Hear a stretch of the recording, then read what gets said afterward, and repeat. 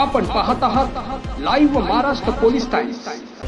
सोलापूर जिल्हा समाज कल्याणच्या जात पडताळणी समितीच्या अध्यक्षपदाचा पदभार गुरुवारी मंजुषा मिस्कर यांनी स्वीकारला आहे।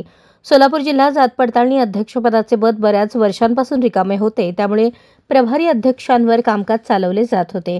त्यामुळे अनेक विषय प्रलंबित असल्याने नागरिकांच्या तक्रारी वाढल्या होत्या।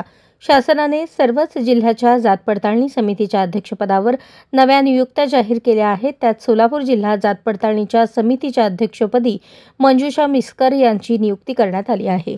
नियुक्तीनंतर गुरुवारी जात पडताळणी कार्यालयात मंजुषा मिस्कर या पदावर हजर झाल्या। त्यांनी सोलापुरात यापूर्वी उपजिल्हाधिकारी म्हणून काम पाहिले आहे, त्यामुळे जिल्ह्यातील कारभाराची त्यांना चांगलीच ओळख आहे। कडक व शिस्तीच्या अधिकारी म्हणून त्यांनी आपल्या कामाची छाप निर्माण केल्यामुळे जात पडताळणीचे अनेक विषय मार्गी लागतील अशी आशा व्यक्त होत आहे।